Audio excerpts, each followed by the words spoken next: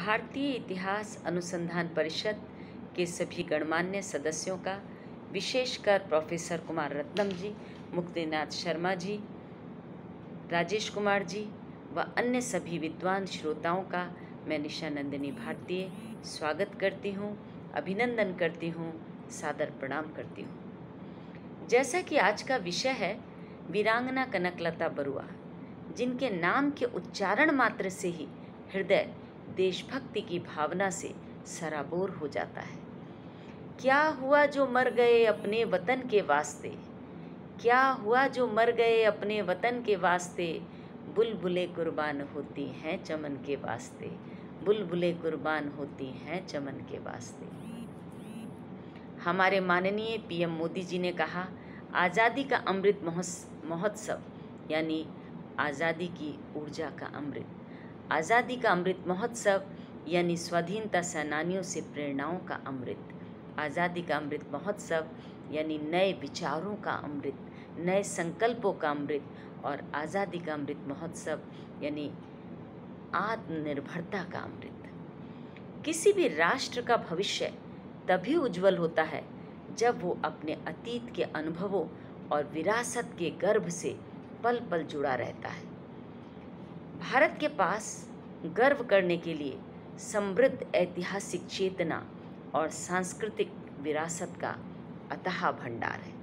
इस तरह आज़ादी की 75वीं वर्षगांठ पर आज़ादी का अमृत महोत्सव यानी स्वाधीनता सेनानियों से प्रेरणाओं का अमृत है।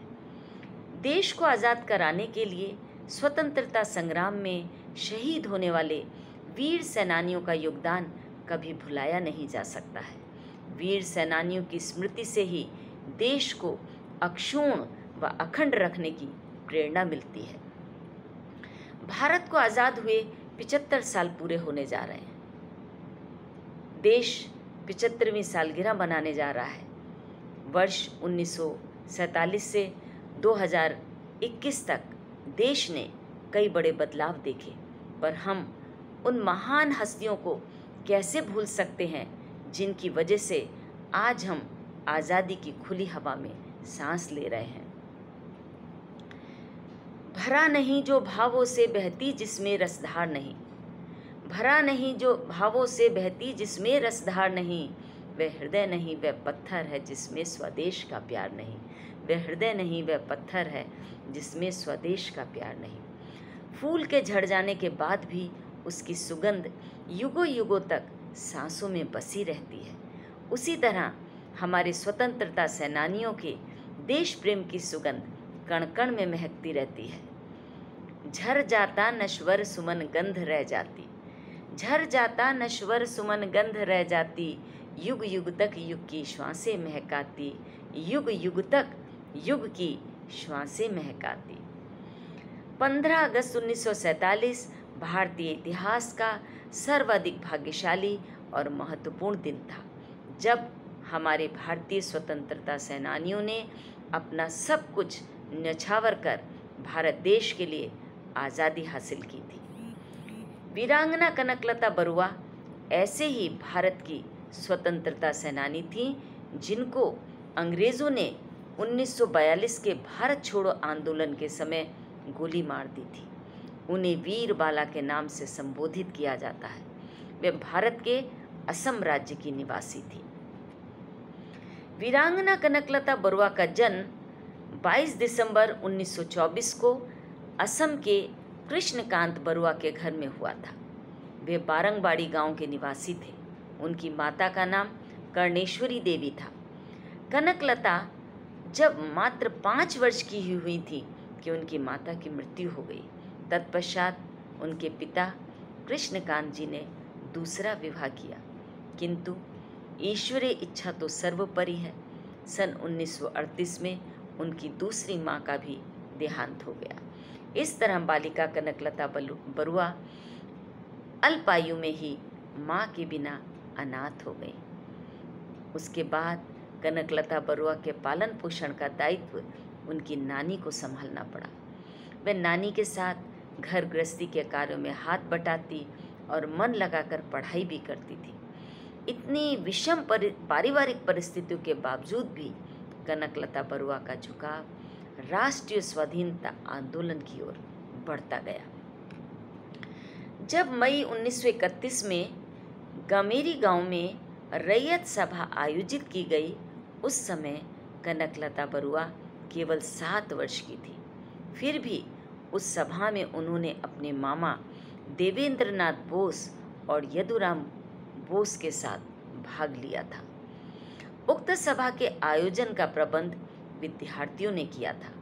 सभा के अध्यक्ष प्रसिद्ध नेता ज्योति प्रसाद अग्रवाला थे।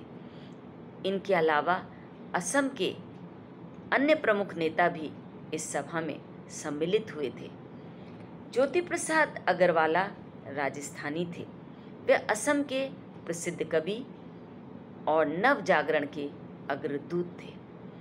उनके द्वारा असमिया भाषा में लिखे गए गीत घर घर में लोकप्रिय थे।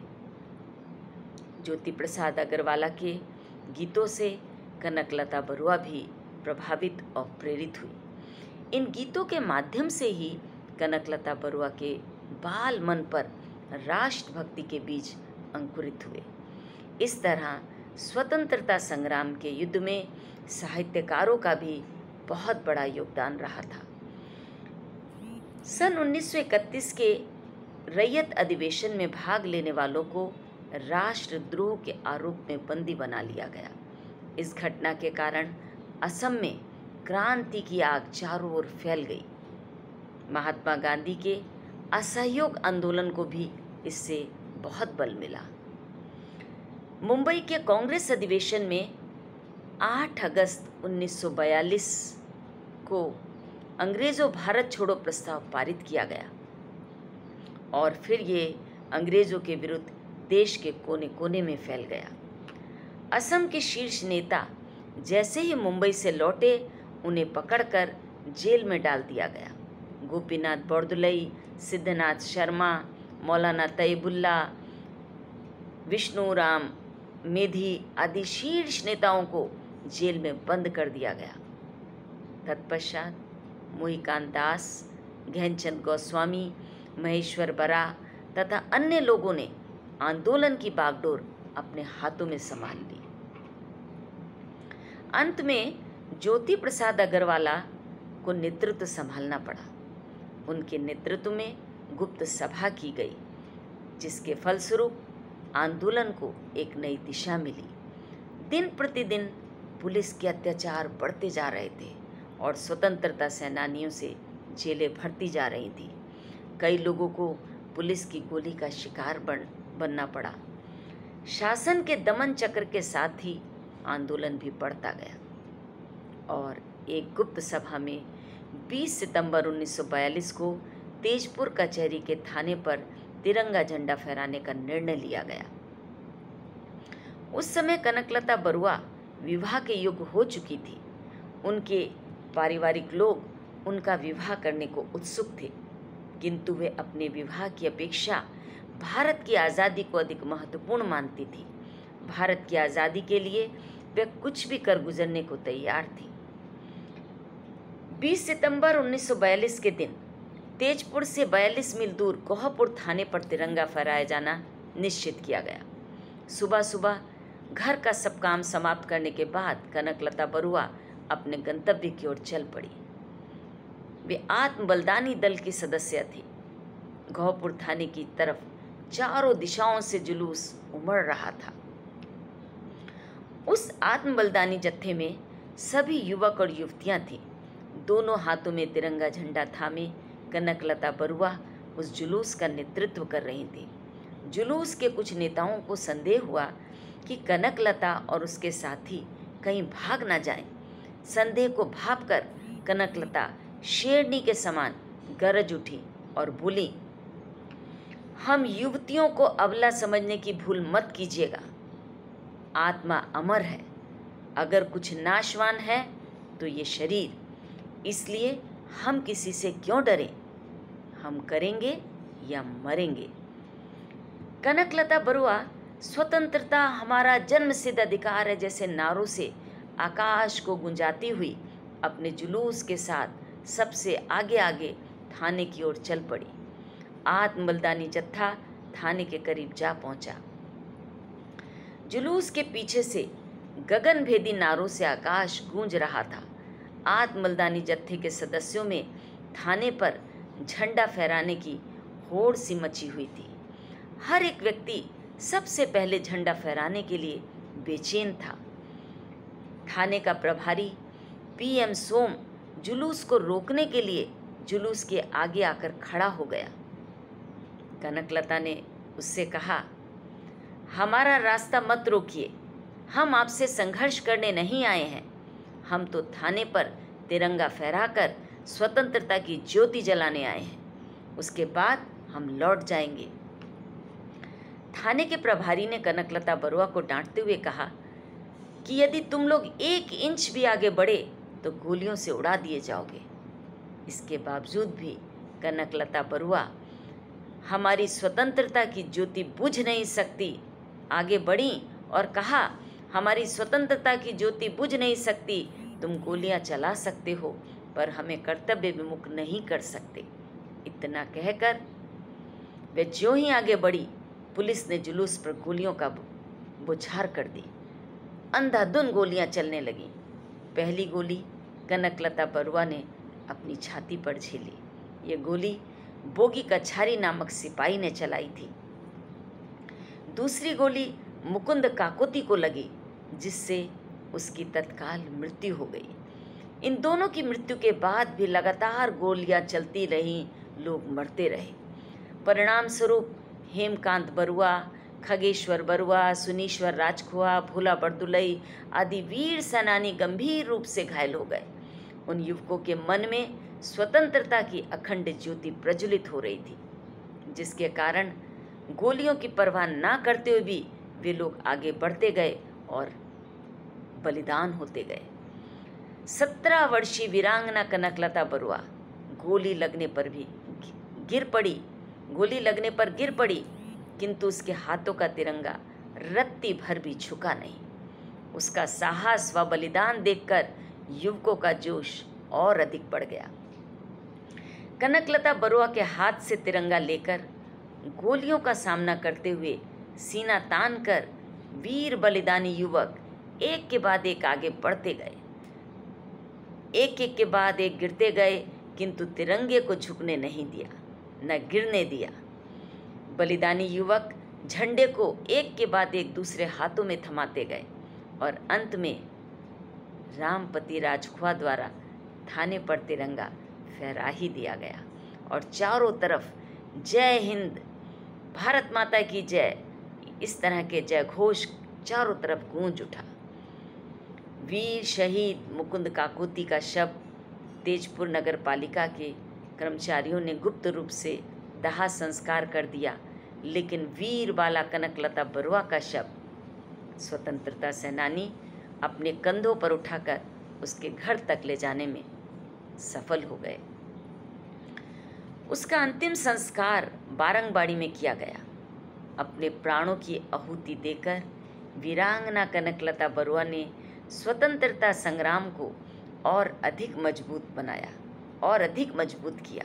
उसके बलिदान से स्वतंत्रता सेनानियों में एक नई ऊर्जा, एक नया जोश भर गया। इस तरह अनेक बलिदानियों का बलिदान ही हमारी स्वतंत्रता की नींव का पत्थर है। उनके त्याग और बलिदान की बुनियाद पर ही स्वतंत्रता रूपी ये भवन खड़ा हुआ है। 17 वर्षीय वीरांगना कनकलता बरुआ के आत्म बलिदान की स्मृति में बनाया गया बारंगबाड़ी में स्थापित Kanaklata model girls high school का भवन आज भी स्वतंत्रता की रक्षा करने की प्रेरणा दे रहा है। ऐसा कहा जाता है कि जिस बोगी कछारी नामक सिपाही ने कनकलता बरुआ पर गोली चलाई थी, उसे बहुत अधिक पछतावा हुआ। वह अत्यंत दुखी होकर बोला, मैंने अपने ही देश की 17 वर्ष की क्रांतिकारी बालिका को मार दिया, मुझे जीने का कोई अधिकार नहीं है। ये सोचकर वो इतना दुखी और परेशान हो गया और गिलानी से भर गया कि उसने कुएं में कूदकर अपने प्राणों की आहुति दे दी। असम की रानी लक्ष्मीबाई वीरांगना कनकलता बरुआ को हम सब का शत शत नमन, शत शत नमन।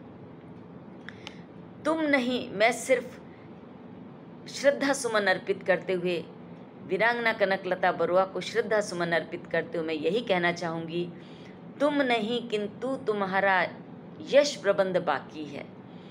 तुम नहीं किंतु तुम्हारा यश प्रबंध बाकी है। सुमन काल ने छीना लेकिन अमर गंध बाकी है। सुमन काल ने छीना लेकिन अमर गंध बाकी है। एक बार पुनः मैं आप सबका आभार व्यक्त करती हूँ, धन्यवाद ज्ञापित करती हूँ, विशेषकर प्रोफेसर कुमार रत्नम जी का, मुक्तिनाथ शर्मा जी का, राजेश कुमार जी का, जिन्होंने कि इस पटल पर मुझे अपने विचार रखने का अवसर प्रदान किया। धन्यवाद। जय हिंद, जय भारत। भारत माता की जय।